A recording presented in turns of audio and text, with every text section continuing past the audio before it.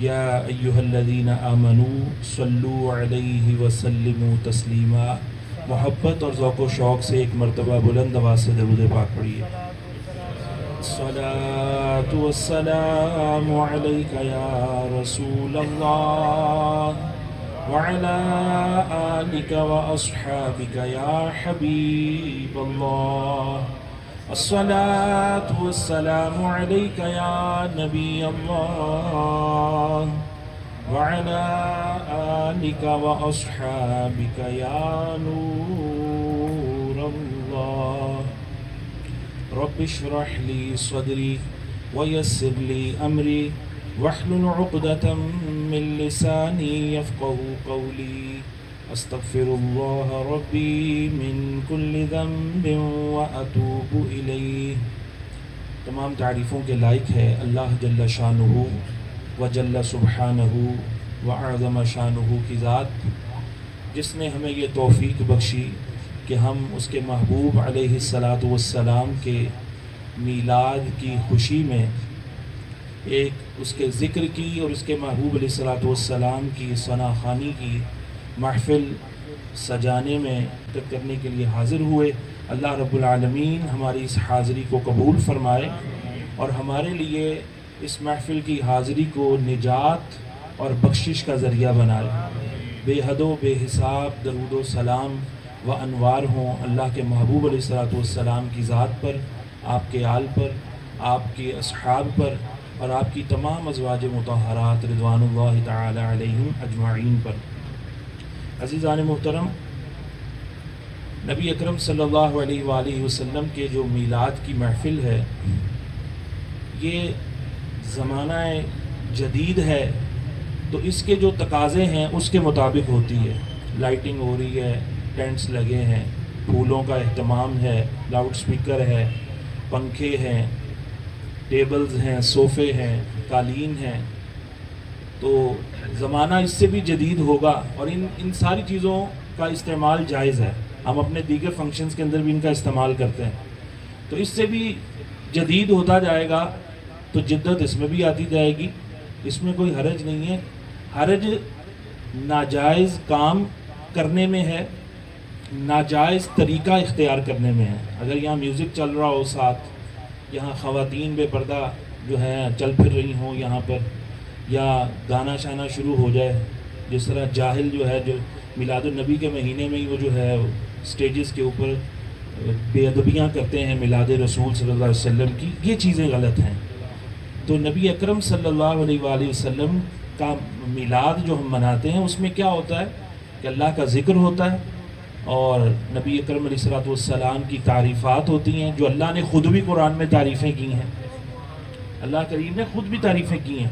اللہ نے نبیوں کا میلاد قرآن میں بیان کیا ہے. یحییٰ علیہ السلام، زکریا علیہ السلام، عیسیٰ علیہ السلام، آدم علیہ السلام کی ولادت کا بھی اللہ نے بتایا. ٹھیک ہے، تو یہ اللہ رب العالمین کی سنت ہے میلاد کا تذکرہ کرنا.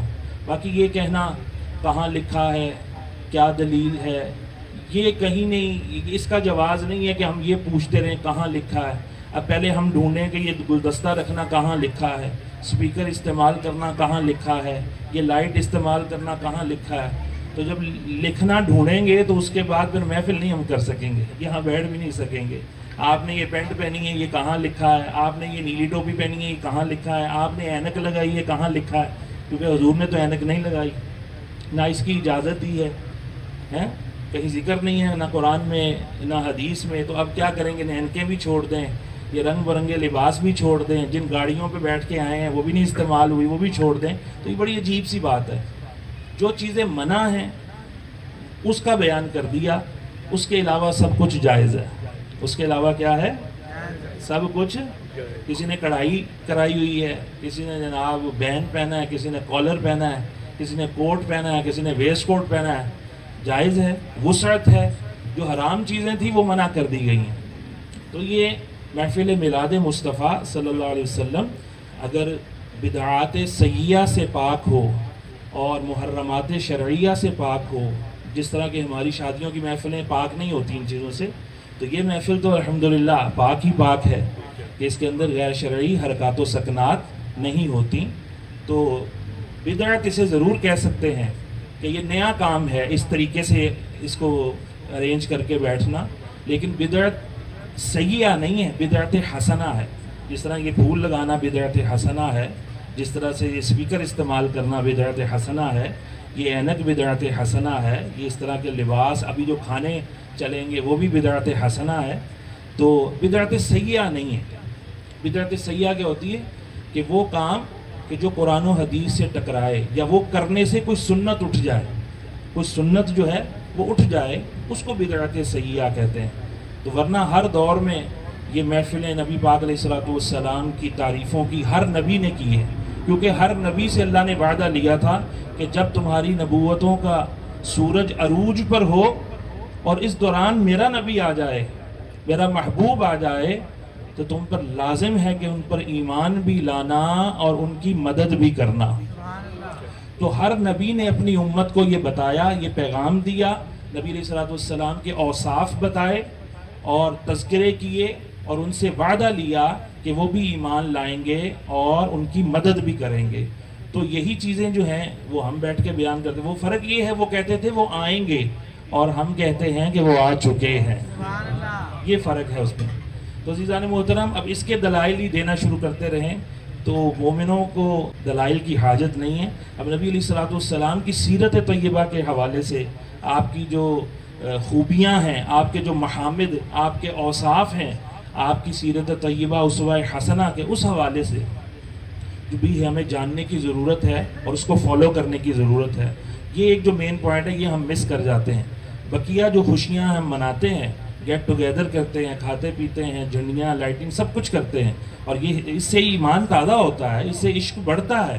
لیکن عشق کا جو تقاضا ہے وہ کیا ہے؟ اتباع، اطاعت، آپ کی سیرت پر عمل۔ وہ ہم کیونکہ ذرا مشکل ہے نہ کرنے والوں کے لیے، اور کرنے والوں کے لیے تو آسان ہے، تو اس کو ہم جناب وہ سائٹ پہ رکھ دیتے ہیں، جس کی وجہ سے ہماری زندگیوں میں بگاڑ اسی طرح کا اسی طرح ہے، بے قراری اسی طرح ہے، اضطراب اور بے چینی اسی طرح ہے، بے برکتی جو ہے، بے سکونی اسی وجہ سے ہے کہ ہم اسوہ نبوی صلی اللہ علیہ وسلم پر عمل نہیں کرتے۔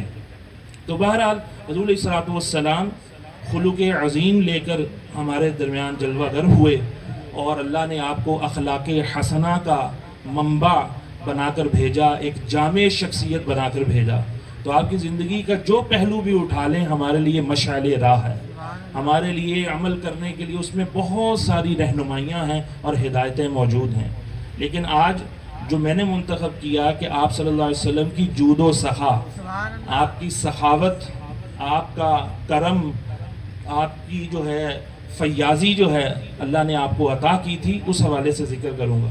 تو بہرحال جو میں نے آیت کریمہ پڑھی ہے وہ اس حوالے سے ہے کہ اللہ رب العالمین نے ذکر فرمایا قرآن مجید میں سورہ توبہ کے اندر کہ ان کو صرف یہ بات بری لگی نا کہ اللہ اور اس کے رسول نے اپنے فضل سے انہیں غنی کر دیا ہے۔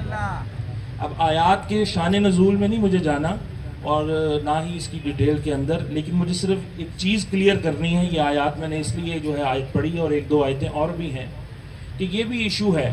اب اللہ فرما رہا ہے کہ قرآن مجید میں ہے کہ اللہ رب العالمین نے اور اس کے رسول نے اپنے فضل سے انہیں غنی کر دیا۔ اللہ بھی غنی کرتا ہے اور اللہ کا رسول بھی غنی کرتا ہے۔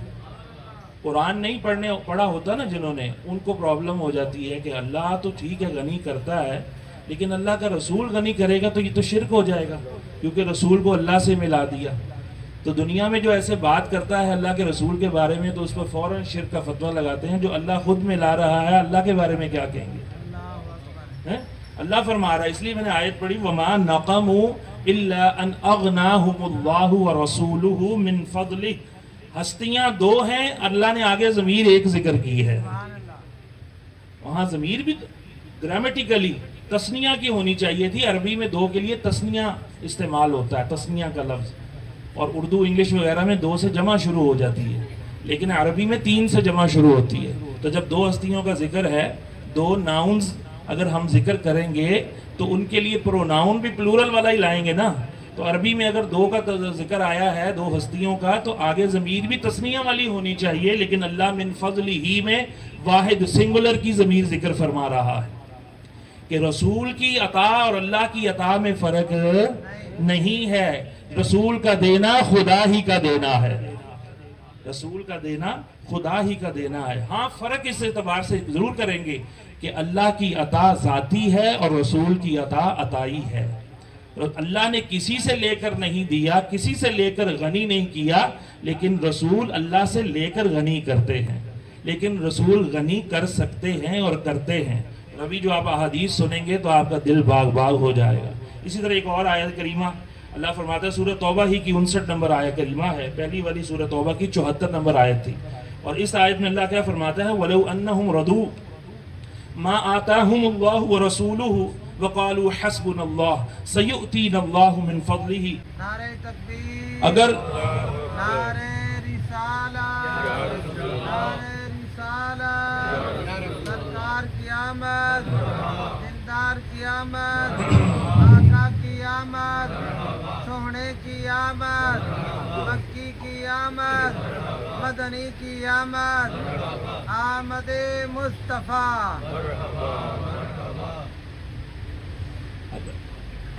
اللہ کریم ارشاد فرما رہا ہے، آپ نے ترجمے پہ غور کرنا ہے۔ جو لوگ قرآن نہیں پڑھتے نا، وہ الجھے رہتے ہیں، اور ان کو الجھانا بھی آسان ہوتا ہے، ان کا پھسلنا بھی آسان ہوتا ہے، ان کو پھسلانا بھی آسان ہوتا ہے۔ تو جو مسلمانوں کے درمیان انتشار ہے نا، وہ اسی وجہ سے ہے کہ قرآن مجید نہیں پڑھتے، نہ پڑھنا سیکھتے ہیں۔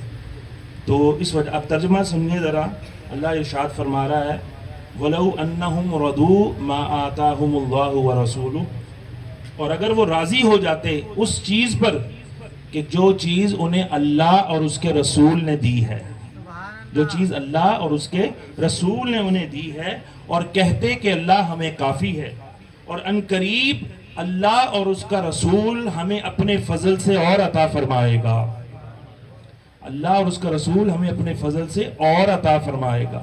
اللہ اس آیت میں بھی اپنا فضل اور رسول کا فضل ایک ہی فضل کا ارشاد فرما رہا ہے، ایک ہی فضل بتا رہا ہے کہ اللہ اور رسول کا فضل ایک ہی فضل ہے۔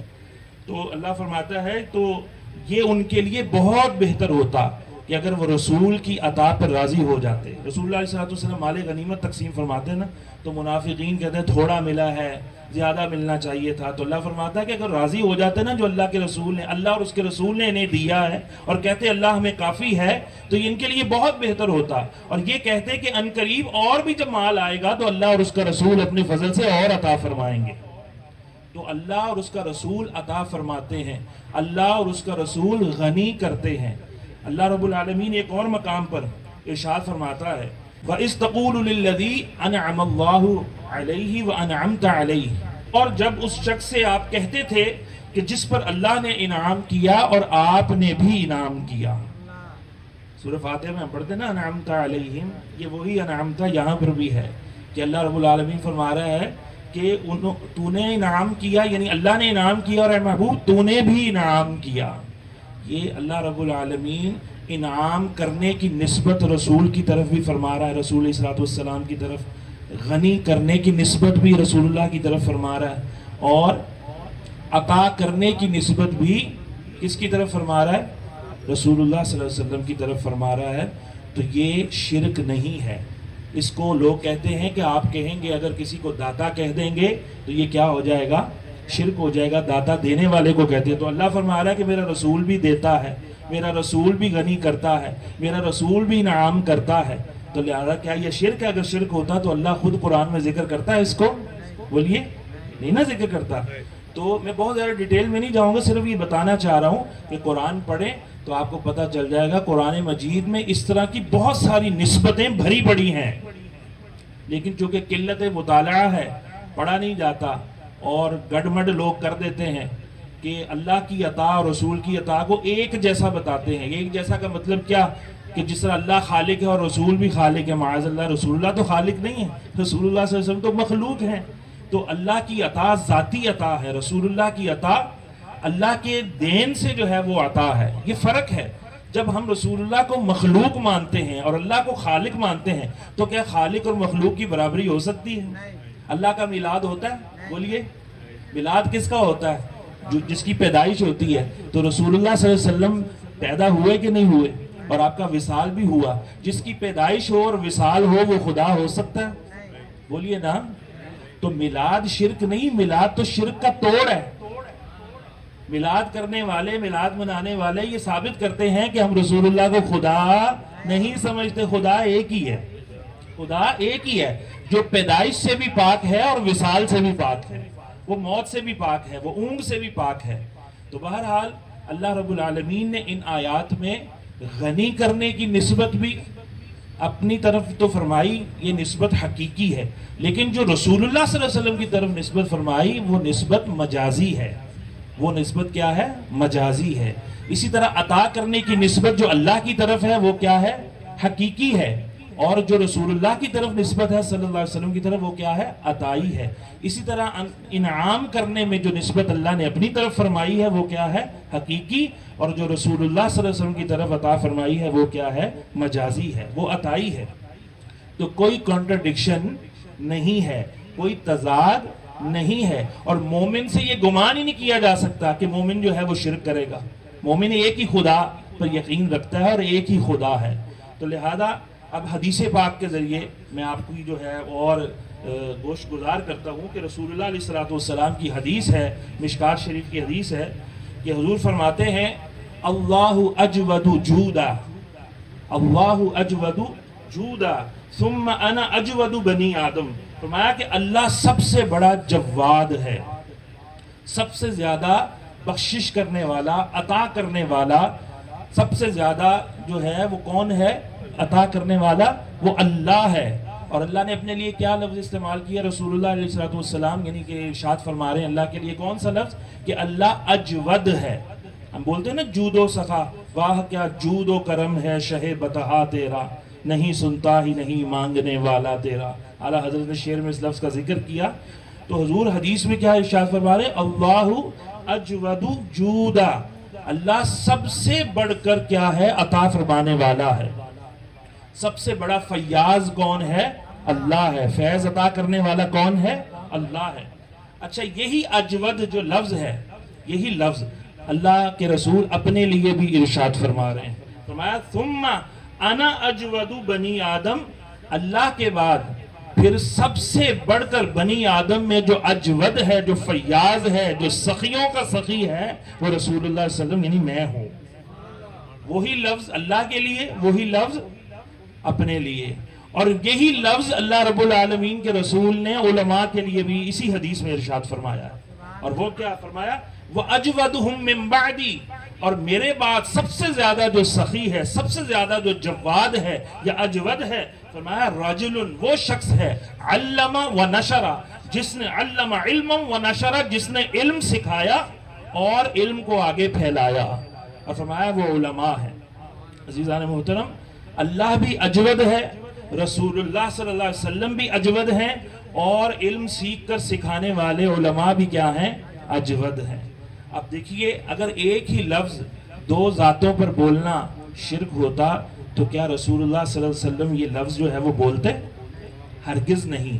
جن کے اندر وسعت ظرف نہیں ہے، وسعت علم نہیں ہے، وہ گھبرا جاتے ہیں، پریشان ہو جاتے ہیں. وہ ایک ہی لفظ داتا تو اللہ ہے، جگہ جگہ سٹیکر ملیں گے صرف اور صرف یا اللہ مدد.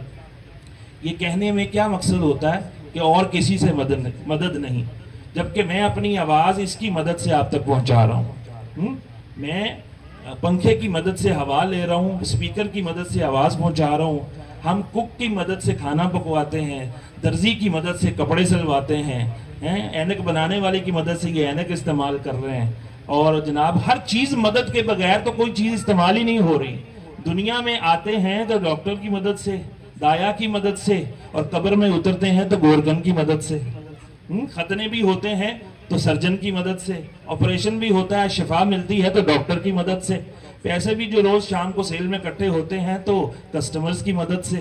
یہ سارا کچھ کیا ہے؟ یہ مدد نہیں ہے تو اور کیا ہے؟ یہ کس متنجن کا نام ہے؟ مدد ہے نا یہ. لیکن حقیقی مدد کیا ہے؟ وہ اللہ عطا فرماتا ہے، اور مجازی مدد اللہ کی عطا سے وہ اللہ کے بندے کرتے ہیں. تو حضور علیہ الصلوۃ والسلام بھی جواد ہیں، اللہ بھی جواد ہے، اور علماء جو علم سیکھ کر سکھاتے ہیں وہ بھی کیا ہیں؟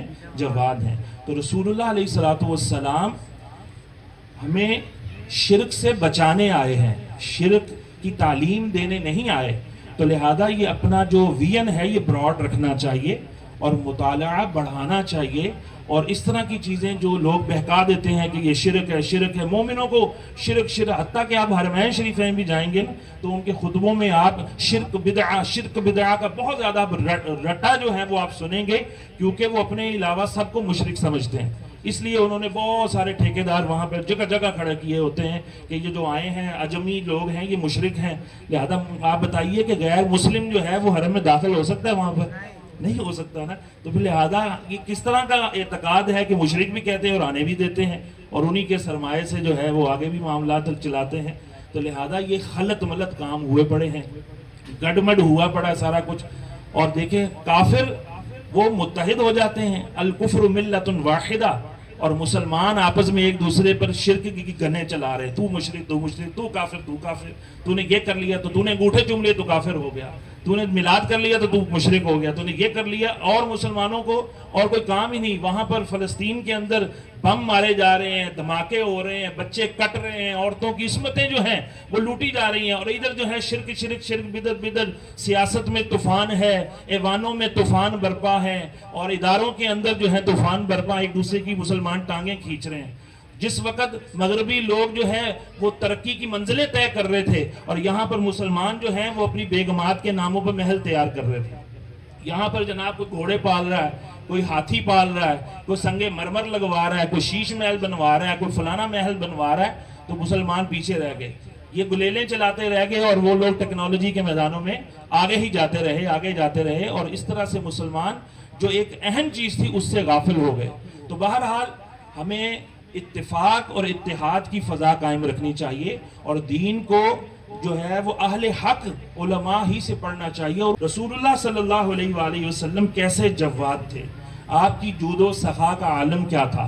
اب سیکھنے کی بات یہ ہے، اب ہر وہ شخص جو بخیل ہے، جو کنجوس ہے، جو اپنے اوپر بھی مال خرچ نہیں کرتا، اپنے گھر والوں پر مال خرچ نہیں کرتا، اپنی اولاد پر مال خرچ نہیں کرتا، اور مال کی تجوریاں بھری جا رہا ہے، اور اولاد کو بھی ترسا کے رکھتا ہے کہ جب مروں گا تو تبھی تیرے نصیب میں آئے گا، اور جناب بیوی کو بھی خوشحال نہیں رکھا، تنگ دست رکھا ہوا ہے، اور اولاد کو بھی جو ہے افراط و تفرید کا مسلمان شکار ہیں، کہیں فضول خرچیاں ہیں، کہیں جناب افراط ہے، کہیں تفرید ہے۔ تو رسول اللہ صلی اللہ علیہ وسلم کا جو یہ خلق تھا، یہ آپ کے جو اخلاق تھے، کہ آپ کو مال سے کتنی محبت تھی۔ آج کے جو حکمران ہیں، صاحب اقتدار ہیں، بھلے وہ ایک محلے کی سطح پر کوئی کونسلر بن جائے، کوئی ایم پی اے ہو جائے، ایم این اے ہو جائے، ایوان میں پہنچ جائے، وزیر بن جائے، مشیر بن جائے، منسٹر بن جائے، کوئی جناب گورنر بن جائے، وزیر اعلیٰ بن جائے، وزیر اعظم بن جائے، کوئی چیئرمین بن جائے، جس مرضی ادارے میں ہو، جو مرضی اس کو اقتدار ملتا ہے اور اس کو منصب ملتا ہے، تو لوگ اسے جو ہے مال مفت دل بے رحم جانتے ہوئے اس کو خود لوٹنا شروع کر دیتے ہیں، خود کھسوٹنا شروع کر دیتے ہیں، اپنی تجوریاں بھرنا شروع کر دیتے ہیں، اپنے اثاثہ جات بڑھانے شروع کر دیتے ہیں۔ اور یہی تماشا جو ہے ہمارے ملک میں بھی کب سے لگا ہوا ہے، اور سلسلے چل رہے ہیں، اور سالہ سال سے، اور دوسرے اسلامی ممالک میں بھی یہی حال ہے۔ کوئی جو ہے وہ رفع حاجت سونے کے کموڈ پر جو کرنا پسند کرتا ہے، وہ سونے کے کموڈ بنوا رہا ہے، کوئی سونے کے جو ہے بیڈوں کے اوپر سونا پسند کرتا ہے، وہ سونے کے بیڈ بنوا رہا ہے، کوئی جناب لمبی گاڑیوں کے اندر، لگژری گاڑیوں کے اندر سفر پسند کرتا ہے، وہ ان چکروں میں لگے ہوئے ہیں۔ اور ہمارے رسول اللہ صلی اللہ علیہ وسلم مالک کونین ہیں، مالک کونین ہیں، دو جہان کے خزانے دیے ہاتھ میں خدا نے، تیرا کام ہے لٹانا مدنی مدینے والے۔ آپ کے پاس اتنا مال آتا، رسول اللہ صلی اللہ علیہ وسلم اس وقت تک اپنے گھر میں، اپنے حجرے میں قیام نہیں فرماتے تھے، استراحت نہیں فرماتے تھے، جب تک وہ سارے کا سارا مال راہ خدا میں لٹا نہیں دیتے تھے۔ حضور علیہ الصلوۃ والسلام کسی سائل کو رد نہیں فرماتے تھے، اور حکم الہی بھی یہی تھا، وَأَمَّا السَّائِلَ فَلَا تَنْهَرْ، کہ محبوب صلی اللہ علیہ وسلم آپ نے کسی سائل کو، سوال کرنے والے کو جھڑکنا نہیں ہے، نہ نہیں کرنی۔ تو سرکار علیہ الصلوۃ والسلام نے کبھی کسی کو لا نہیں فرمایا، کسی کو نہ نہیں فرمائی۔ حضور علیہ الصلوۃ والسلام ایسے جواد تھے، ایسے سخی تھے کہ آپ کے پاس کبھی کچھ نہ بھی ہوتا نا اور کوئی سائل آ جاتا تو آپ فرماتے کہ جاؤ قرض لے کر وہ چیز لے لو، ہمارے پاس جب مال آئے گا تو ہم اسے عطا کر دیں گے۔ حالانکہ اس کا انسان مکلف تو نہیں، اگر آپ کے پاس ایک چیز ہے اور آپ سے کوئی مانگے اور آپ دینا بھی چاہیں اور دے سکتے بھی ہوں تو آپ دے دیں، اور نہیں ہے تو انکار کر دیں۔ لیکن رسول اللہ صلی اللہ علیہ وسلم ہم جیسے نہیں تھے، اونچی آواز سے کہتے رسول اللہ ہم جیسے، وہ بے مثل و بے مثال بشر تھے۔ اللہ رب العالمین نے نور کو لباس بشری میں بھیجا اور ایسی اعلیٰ صفات عطا فرمائیں جس کا جو ہے وہ ثانی ہمیں دنیا میں کائنات میں کوئی نہیں ملتا۔ ایک مرتبہ ایسا ہی ہوا کہ ایک سائل آیا اور رسول اللہ علیہ الصلوۃ والسلام کے پاس بظاہر دینے کے لیے کچھ بھی نہیں تھا، تو رسول اللہ علیہ الصلوۃ والسلام نے اسے ارشاد فرمایا کہ جاؤ اور جا کر بازار سے لے لو ہمارا نام لے کر، ہمارے پاس جب کچھ مال آئے گا تو ہم دے دیں گے۔